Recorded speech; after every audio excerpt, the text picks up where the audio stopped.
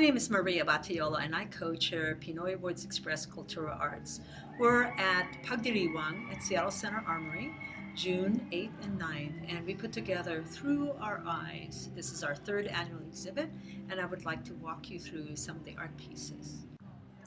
The first piece that you will see as you enter the Through Our Eyes exhibit is Elizabeth Bustillo's very, very large Philippines, My Motherland.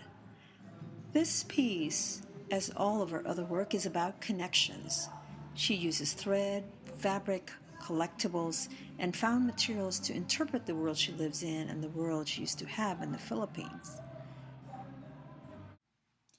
Adjacent to Elizabeth Bustillo's map of the United States and the Philippines is Fernando Argusino's Pinoy's sa Seattle. Pinoy's sa Seattle is a prototype at this point. It's 7 feet across by 5 feet tall. It is an illustrated cartoon-like imaging of the greater Seattle. It is geographically correct as is possible, and his intention is to engage Filipinos and Filipino Americans so they can suggest to him what are important and significant Filipino American historical, cultural, and social sites that they want to see on the map. The first one behind me, this wall is by Kimo Lydell. Kimo's work is influenced with his culture, with his Hawaiian culture. So this is a watercolor of lilies. And look at the intricate detail on that. And moving on up is his grandmother's house.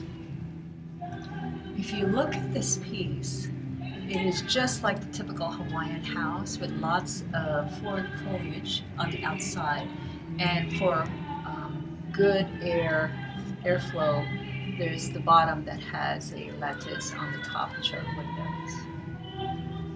The next one is an older piece he did. This is very intricate for such a small piece of watercolor. If you look at the fact that he's playing a lot with negative spaces to be able to have the color and the ocean and the clouds. Very subtle, very delicate.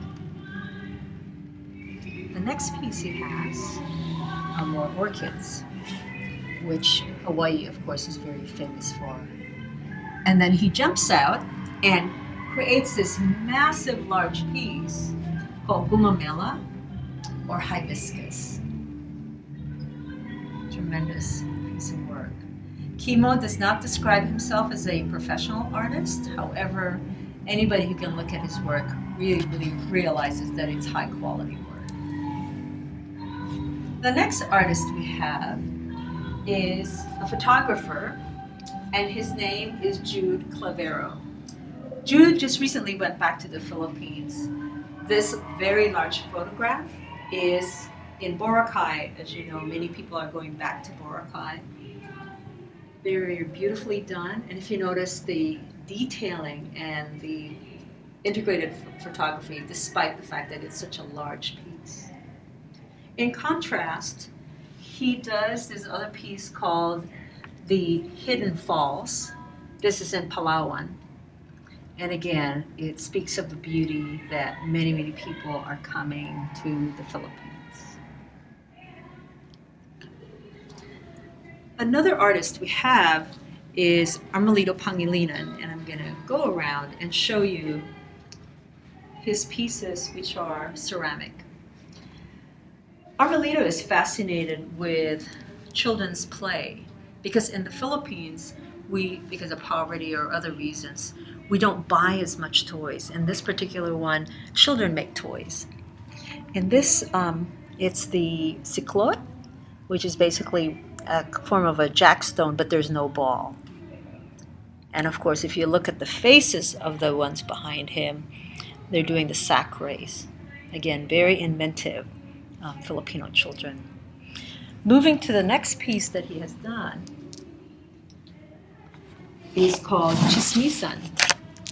Chismisan is gossip, and which means rumors and lies. And this particular one, it's Lice as opposed to lies, because we have, of course, it's the tropics, there's lice, so you have to get it out of your hair and comb it through. Very interesting study, very primitive in many ways. If you notice that the women have nail polish, they have shoes, they have comb, and they're naked. It's a very beautiful piece. It's an impression of a way of life that can be found in the rural Philippines. Socializing with each other by sitting on a stoop, working on each other's hair. Domestic problems are discussed and solutions offered. The gossip, of course, is exchanged and the laughter is shared. The next piece we have for our Melito is another children's game. This one is Songka.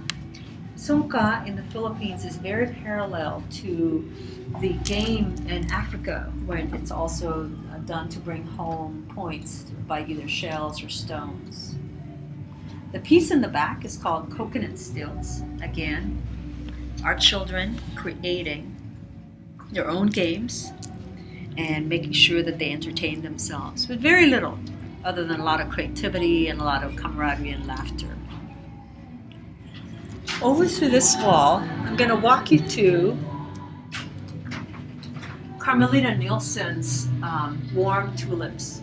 Carmelita is a professional graphic designer in the Philippines. She immigrated to Canada, in Vancouver, Canada, worked as a graphic designer, and fell in love with an American and came to the United States. Her work is very sensuous, very warm, very similar to her personality. She works in large scale. As you see more of her work through time, you will see the very explosion of very vibrant color. The next piece I'm going to take you to is Olivia Zapata.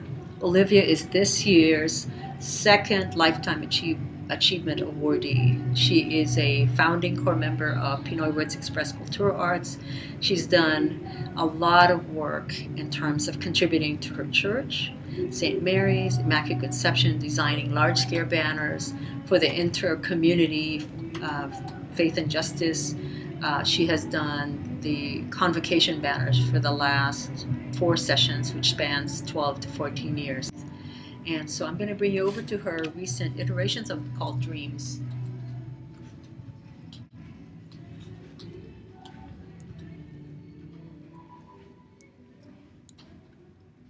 If you come closely to the dreamer, it really is a state wherein Olivia decided to be a full-time artist recently, having raised her children, worked to make a living, served the church. And in this one, you can see the confluence of dreaming for peace, dreaming for Imagine, which is from the lyrics of the song, the Beatles song, Imagine. You may say I'm a dreamer, but I'm not the only one. This is in watercolor, very impressive. Her second dream piece is talking about sleep well, sweet dreams. And she creates the series of 6 pieces to bring about different states. The next piece we have up here is called Daydreams. Classic siesta, mom taking a nap while Junior is awake looking outside that Seattle rainy afternoon. And of course, dreaming of love. I was talking with Olivia and doing her retrospective and saying, gee, your current pieces seem to be more sensuous, more joyful, more color. And she says, yes, she's bringing a lot of the present here and now. And if you notice, beautiful, there's a couple, the trees are blooming with hearts and love, and the moon is marked with love. The next piece is about soaring in one's dreams. Look at that, all sorts of kite into the sky, riding on there through books, and of course, dreaming and sleeping on the blanket with a favorite cat. And the last one, wild dreams. Oh, the places one can go to. And I think that is the heart of Olivia's work, the woman, her faith, her dreams, and her generosity.